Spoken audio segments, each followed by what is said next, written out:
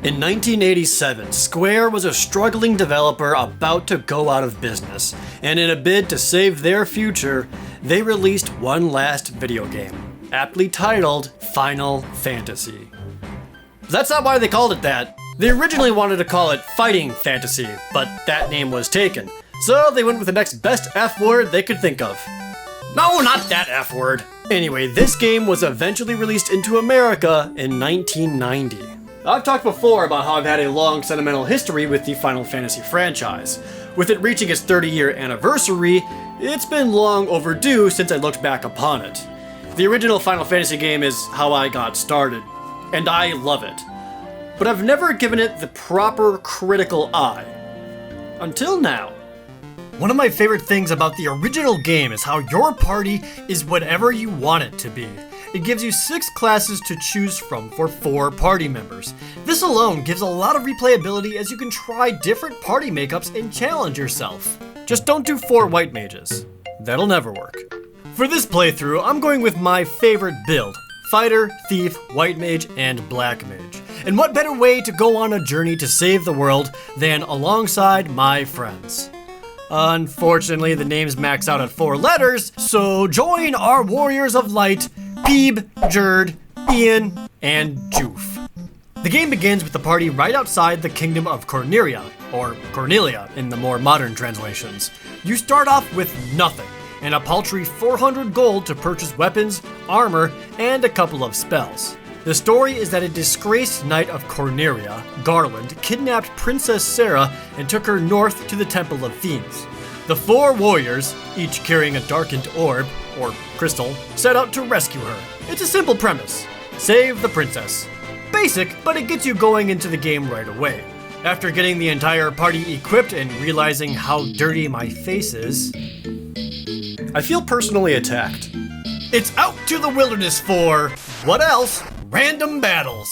It may not seem like it, but this screen alone was revolutionary when this game came out. The enemy party is clear, and more importantly, you can see your own party to the side. See, before Final Fantasy, the few NES RPGs that came out before this were in first-person view, with little to no animation, with static battle screens and text playing out what happens in battles. Suddenly, there's this new hotness that's like, whoa!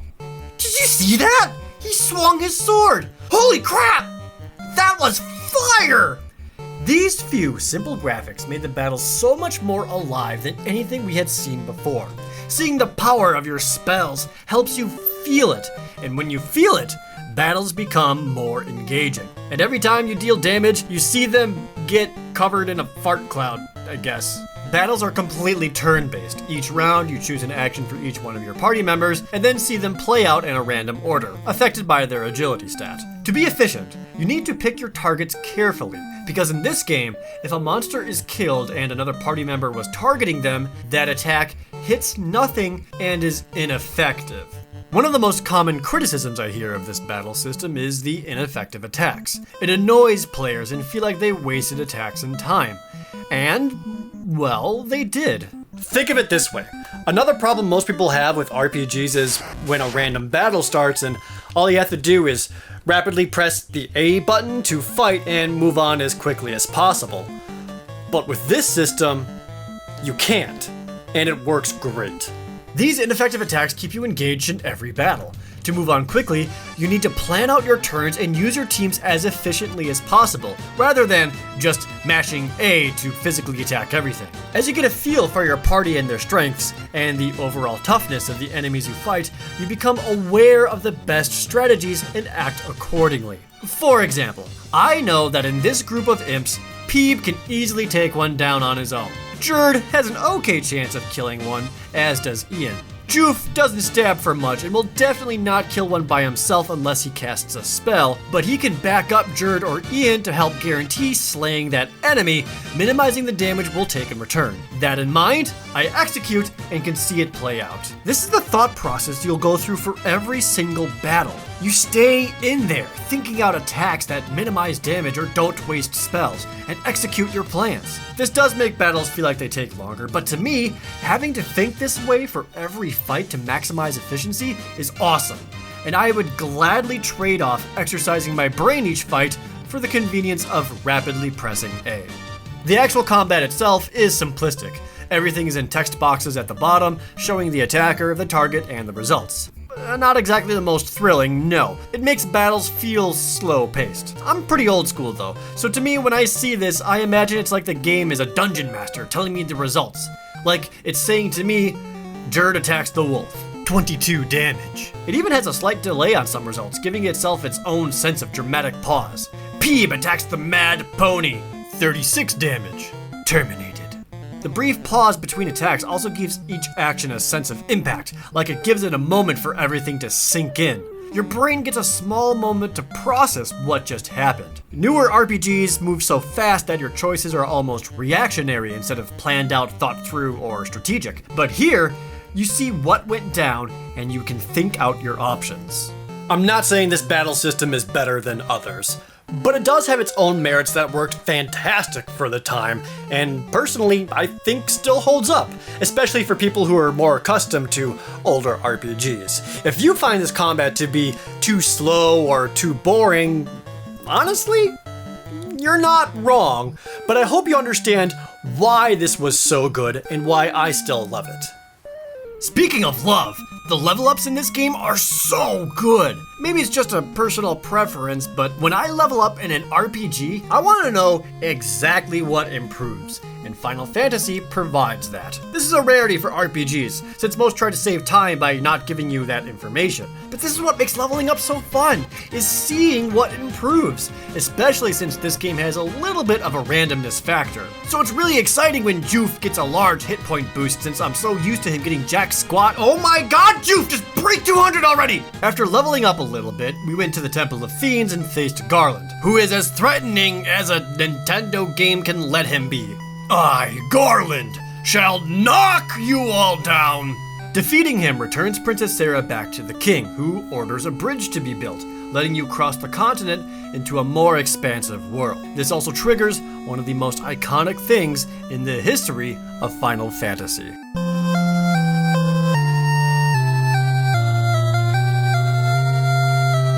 This little scene is wonderful for two reasons. One, it sets up that your journey has just begun. You saved the princess, but could barely go anywhere. Now, the world opens up to you and the true test has begun. Two, this is the first instance of what is commonly known as the theme of Final Fantasy. This song would be used in every main series Final Fantasy game from here on out. Except for 2. And 10. And 13, so not all of them. Alright, never mind. Every battle also starts with what I consider a very iconic bass line.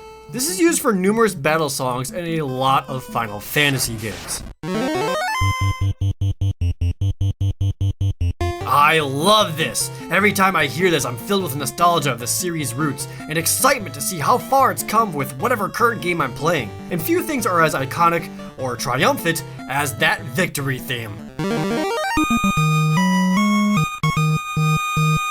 Seriously, people who have never even played a Final Fantasy game will hum this jingle to themselves after succeeding at something. And one more iconic song, the Prelude, is played right as you start up.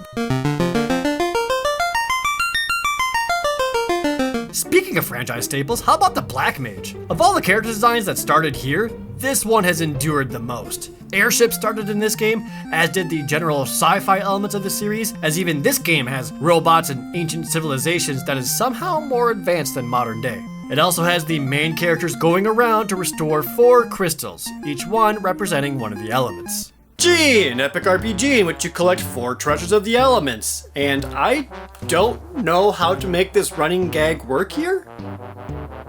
The general story is pretty loose as you travel the land and help towns with local problems, each one pertaining to one of the 4 crystals, or orbs as they're called in this game, which is actually a pretty good plot structure as you're solving several smaller arcs that all feed into a much larger story. Pretty impressive for an NES game. Final Fantasy also has several great moments of breaking linearity. As soon as you cross the bridge, you can freely explore the world available to you without any fears. Then, after helping the dwarves blow open the canal, the entire ocean is open to you with several towns to go to. You can also skip the volcano and go straight to the ice cave, which goes to the airship, which opens up the rest of the game, and then you can do all kinds of things out of order. There's even a completely optional side quest involving Bahamut. If you complete his trial in the Castle of Ordeals and deliver him the rat tail from there, he awards you with a class change, powering up your entire party. Peeb the Fighter becomes a knight, allowing him to cast low-level white magic. Jerd the Thief becomes a ninja, giving him more access to weapon proficiencies and being able to cast black magic. Ian and Joof become white and black mages, allowing their full potential and being able to cast the most powerful spells in the game. I also really like this moment because it shows that your party has gone on such a journey that they just didn't gain levels. They matured. They look older, more experienced, wiser. You feel their increase in power, either from casting higher level spells or suddenly dealing more hits with every attack. This, in addition to the level up stating precisely what increases each time, makes growth of your party in this game feel so rewarding. It's exciting every time, rather than just something that you have to do to progress. With all this constant praise and love for Final Fantasy, you're probably wondering, does it even do anything wrong? Well, half the game doesn't work. Good God, there are so many bugs and glitches in this game, it's not even funny. Like half the spells don't work. Temper and Saber are supposed to increase your attack power. They don't work. There's a lock spell which is supposed to make it easier to hit your enemies, but instead does the exact opposite and makes them get way more evasion. Remember how I said it's awesome when the game tells you when stat increases happen? Well, intelligence doesn't work, so your spells don't improve at all. The luck stat is used for running away, and it doesn't work properly either. It's more about what position you are in the party rather than the luck, making the one defining trait of the thief absolutely worthless. You can also find rare equipment like the Flame Sword to deal more damage against undead and ice monsters, the Were Sword to deal more damage against were enemies, the Dragon Sword for dragons, Coral Sword, Sun Sword, Giant Sword, and more! None of them work! They're all just regular swords. Sometimes the bugs work in your favor, as is the famous Peninsula of Power. This small area lets you fight enemies that were intended for way later in the game, and a well-placed Fire 2 blast can skyrocket your party in experience points and gold pieces. Which is needed sometimes, since this game has a few moments of sudden difficulty spikes. Aside from the single-room Temple of Fiends, the first true dungeon you go into is the Marsh Cave. And if you're not prepared, this place will kick your ass. Everything deals a lot of damage. Some enemies resist attacks, and a whole mess of them will poison you. The volcano drains your hit points with every step. There's also the ice cave, which you need to do to get the airship, and this place is filled with dudes that instantly kill you with a single touch. Or, how about making your way through the second to last dungeon, and right before the fight with the fourth elemental fiend, this super rare monster war mech shows up and wrecks your entire party and you gotta do the whole dungeon again! Anyway, after defeating all 4 fiends and each elemental orb is restored, you see all their energies from the 4 corners of the world lead to a center point of the map, and that point is the Temple of Fiends, back where it all began. Returning there and using the light orbs to remove the dark orb there reveals a teleporter, which transports the entire party 2,000 years into the past. There, you battle the 4 fiends once more and face the final villain of it all, Garland. Remember him? Seriously though, do you? It turns out the person who released the fiends 2,000 years ago, plunging the world into darkness, was Garland, who was sent into the past by the fiends themselves, creating a time loop. Garland then becomes the ultimate evil, Chaos. Thankfully, our stalwart heroes, Peeb, Jerd, Ian, and Joof, defeat him and save the land, sending them back to the present with everyone having no knowledge of their feats. This also means the prophecy of the 4 light warriors saving the world was self-fulfilling and became true because you already did it in the past, and it turns out Final Fantasy games have always had a history of having overly convoluted plots. By the way, if you were wondering where all the top-notch graphics were in this game, it's right here in the end credits. Look at that. That's a good looking the end. This was awesome! I thoroughly enjoyed playing this again. I still have just as much fun and excitement playing this now as I did almost 30 years ago. It's easy to see why this game was so successful in Japan and in America. In fact, Final Fantasy I is still worth playing today. But not this version. Final Fantasy I was ported numerous times, first to the WonderSwan, which was brought to the PlayStation 1 under Final Fantasy Origins, and then updated again for the Game Boy Advance as Dawn of Souls, and one more update onto the PSP. Honestly, any one of these versions is better than the original. Things are rebalanced, bugs are fixed, new things are added, any one of these are fine. I think the PS1 version offers the closest recreation to the original game with reasonable modern conveniences, while the PSP version has updates that makes it play much differently, but also has the most content and easily looks the best. I can easily recommend playing Final Fantasy I again, at least any of the ports that I mentioned. If you're truly old school or have patience, then the NES original is still excellent. That's why my final rating for this game is a Black Mage out of 10. It's simple, but everything about this game has endured to this day, much like the iconic Black Mage itself. The RPG gameplay is as old school as it gets, and it's one of the best examples of that. The class creation, impactful character growth, and strategic battles keep you engaged throughout your entire playthrough, since the basic story won't do it for you. It's difficult to fully recommend the original version unless you have an affinity for them, but any of the more modern ports are still good. For me, I'll always love the video game that got me into RPGs and making me the gamer that I am today. And I'll always get that same rush of emotion as I did the first time I crossed that bridge. I adore this game. It's because of this that I got such a fondness for RPG games in general, and this one certainly made me fall in love with the franchise. Even though I know it's not the best one, this will always be among my personal top Final Fantasy games because of what it did and what it means to me. I'm sure the other Final Fantasy games are still just as good.